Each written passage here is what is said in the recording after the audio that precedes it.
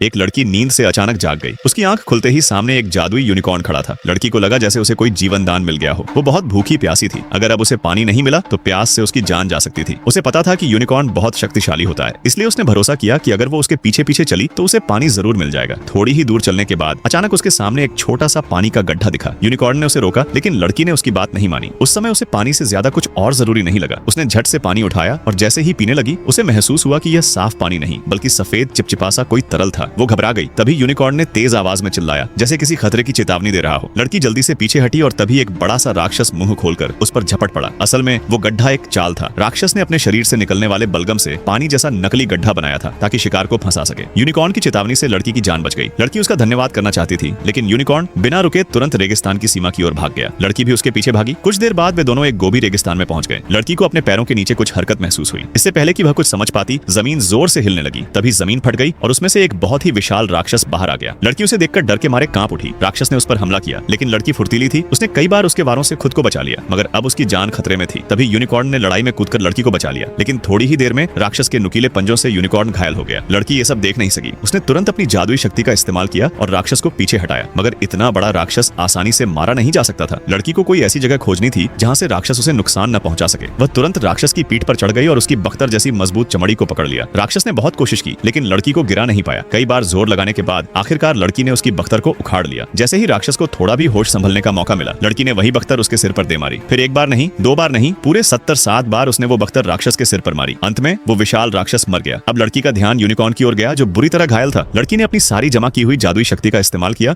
और यूनिकॉर्न का इलाज किया। आखिरकार दोनों ने मिलकर उस खतरनाक रेगिस्तान से बाहर निकलने में सफलता पाई।